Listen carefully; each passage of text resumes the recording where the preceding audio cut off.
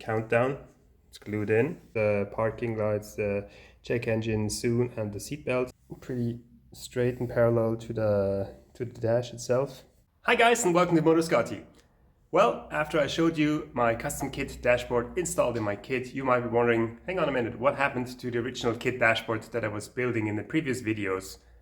And the answer is, I have decided to part ways with it. I have a good friend and his son. They're building together a new KITT replica, and they've been looking for a dash, and since we were in touch, I told them that I'd be happy to sell it to them.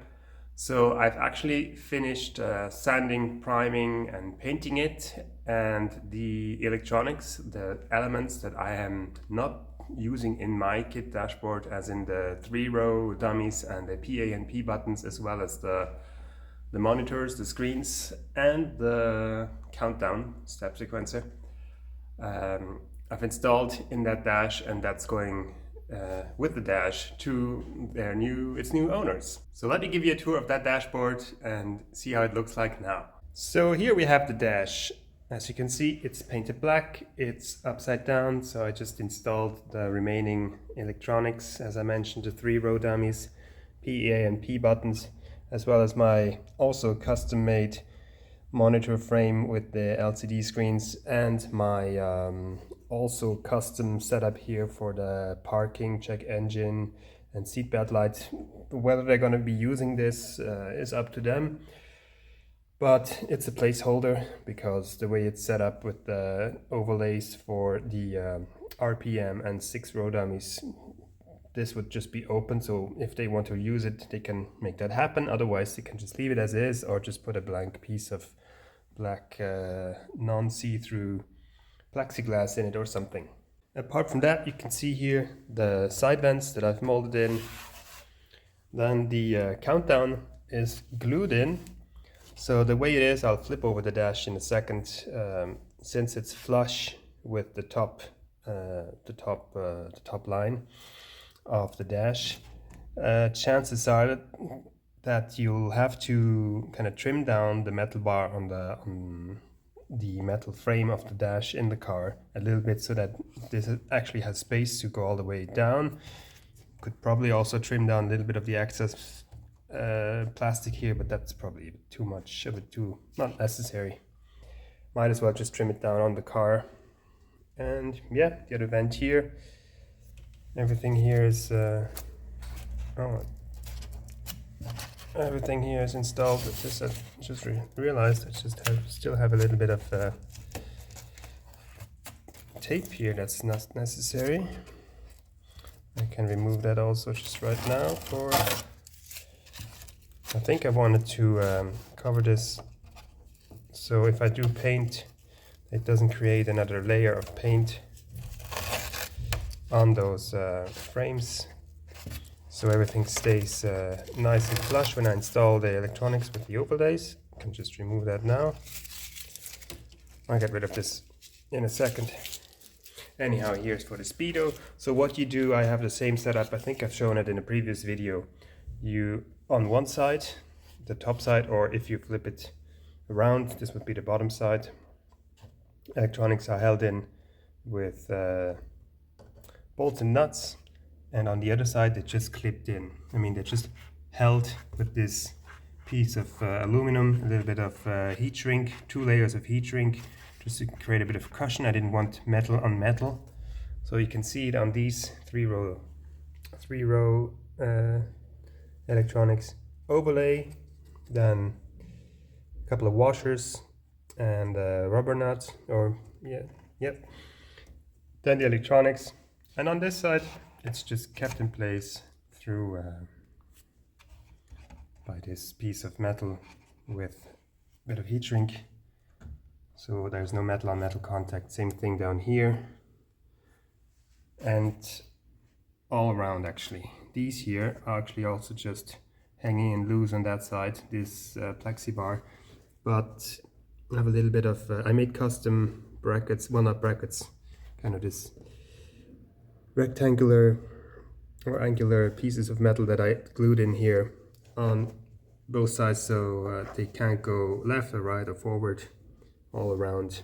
It was quite a bit of work to just get that perfect, but once it's in place, that's in place. And same thing for here. So, you know, you can move it sideways a bit, but once the rest of the electronics is in, like on this side, you can't go on this side.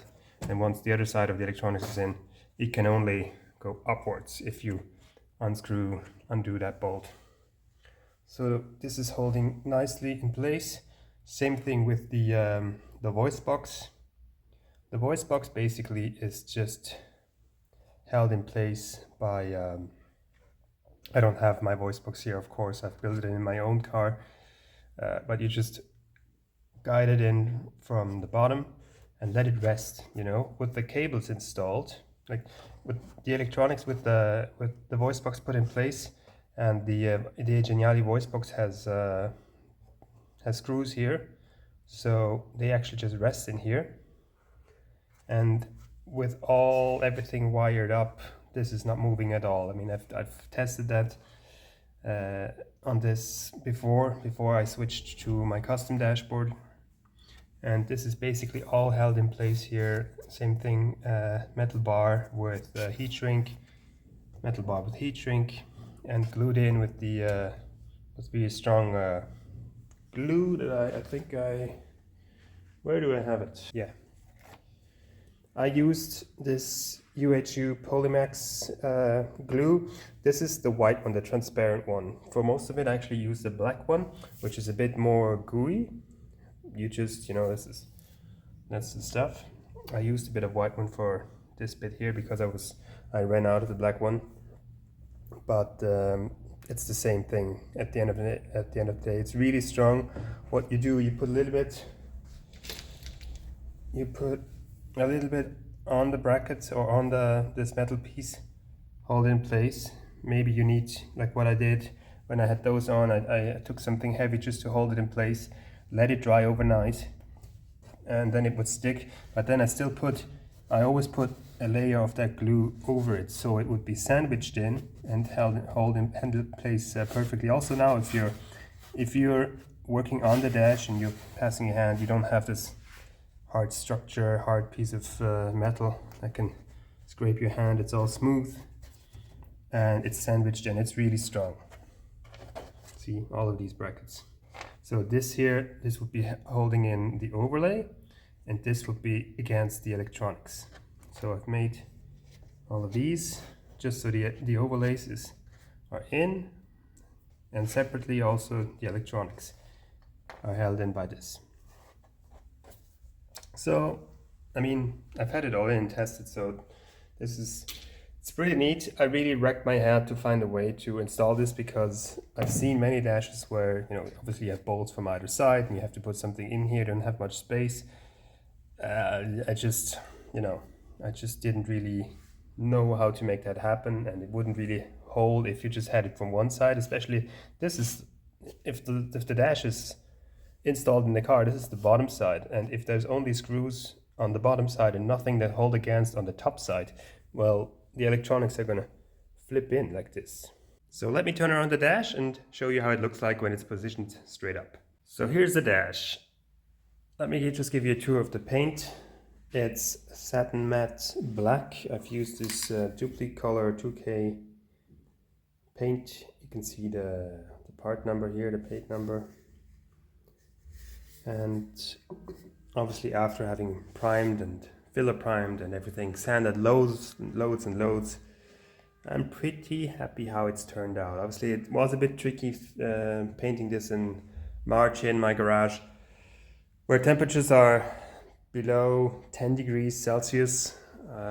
I did have to kind of sand it down. Yeah, a few spots I did have to resand down a bit, and because it was just a bit too cold, and paint again. And obviously I warmed up the cans before painting, and but I mean, yes, it's not perfect, but look, I'm also not a professional painter with paint booth and everything. So I'm pretty satisfied with the end result, and this is what I meant with the countdown. It's glued in, flush, which then means on the other side that you need to make sure that you have enough space underneath to actually put this properly on the dash. Speaker frames, I ordered OER, original equipment reproduction, speaker covers that you would also use in your original fiber dashboard. This is the parts number in case you're looking for the same thing. I did trim down everything here underneath to make this flush. Put this in here, and you know the dash isn't absolutely straight, so I did, if you do glue it in properly, there's enough give everywhere to, if you glue it in, it'll be pretty flush. You know, I'm holding it in place. That was important for me. I didn't want it to stick out, so it just needs to be glued in. Or you could make some kind of, you know, bolt and attachment here and there. I did need to sand quite a bit of the, you know, the dash came with the opening, but I did have to sand quite a bit off in every angle, and also sand in, trim a bit so it could really sit all the way down. But so far so good. The holes are drilled already to bolt it down onto the dash frame. 4 holes here at the vent. That's pretty much all the attachment there is. I mean, one can always make more attachments underneath. I don't know how they're gonna do it. That'll be up to the new owners. But so far I'm pretty satisfied with the paint. Yes, you can see it's not perfect, but again, I'm also not a professional painter. But satin matte, you see everything, you know. This is also just a bit of dust. Then here, the frame setup for, as you saw already in my kit, with the parking lights, the check engine soon, and the seat belt. They can make that happen, connect it, use this, or whatever, just put a blank piece of metal or plexi in here, just a black piece. Then for the voice box, get the voice box bezel from KRW, and that fits in here flush. And it's basically just plugged in. You can still take it out, because sometimes on the KITT replicas you have on the bezel, you have obviously the oil and S1, S2, or whatever they called, that the little colored piece of plastic that fall in if you haven't glued them in yourself, because they're just stuck in. So sometimes with heat and everything they can fall in. So what do? You have to take the whole dash out? You can just take out the bezel, carefully lift it out, put it back in place and push it back in, or maybe even you can reach the voice box if there's an issue with the connection. So you don't have to take the whole dash out. So that's definitely going to help. Then the 3-row dummies, pretty straight and parallel to the dash itself. Buttons, I do like these buttons and everything, but yeah, they just don't fit in my car. So sold this as a whole assembly, and then my screens. Yeah, obviously you can see this is plexi, tinted plexi.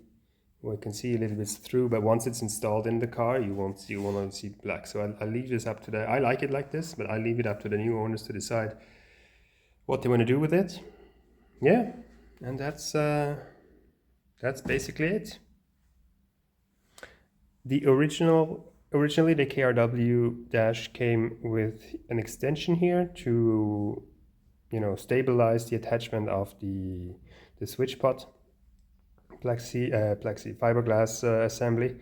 I trimmed this off because I wanted to have better access to the ignition key that's going to be here. So, and then I don't know if you can see it, I filled this up with fiberglass as well, because this was just, open since the whole thing continued. So I didn't like that. I would just scratch my finger every time I would reach the key. So I filled this up and sanded this so it's smooth and round. Other than that, it's pretty much the KRW Season 2 dash, obviously with this mounted. And well, you saw all the work I put in to align the overlays everywhere. Unfortunately, it just didn't line up from between top and bottom anywhere, and it ended up trimming, and then trimming too much where I had to rebuild the fiberglass to make this happen. And at the end of the day, that's why I ended up not using the original KRW frame, because it ended up not fitting the way I had cut too much. Well, it never really fit. I don't know if it was just my dash or I was just not putting it on properly, because I know it fits on others, so that was strange. But I'm happy with what I made, and my friend's happy with what I made for him to take on. So that's basically it. I hope they will have a lot of fun finishing this dashboard. I hope they will really enjoy it in their kit, and hopefully I will get to give you an update once it's installed in their new kit. There you have it, guys. This is the story about this dashboard. It's going away soon. I hope you're not too disappointed that I finally put all this work in it and I'm not installing it in my kit, and you won't get to see it in my kit at all anymore. Like, I mean, the custom dashboard I install is what I want, what I wanted, what I have. I'm very happy with that. I still do have ideas to improve that or to add some stuff. It's especially the countdown step sequencer. I totally see that I could add that one also to mine. I would have to change the dashpad because my dashpad is completely stock and perfect, and I wouldn't want to cut that up. So either I'll get a used dashpad, and that's maybe, yeah, that I'll just buy and cut that one up, or I'll make one, a custom one, and make a print out of the one I have, make a mold, and make one, maybe covered in leather, maybe covered in something else, maybe it'll look exactly like the stock one, but with the countdown embedded. I also have an idea to add the switch pot, or to make my own way of adding the switch pots. For that, I would also need to use the sound modules, which I'm keeping. That's why the switch pots are not going with this car, with this dash. They're staying with me because, as I said, I have ideas to add that to my kit. And yeah, let's see. That's it for this video. Thank you so much for your support. Stay tuned for more content on KITT and on other project vehicles. Bye.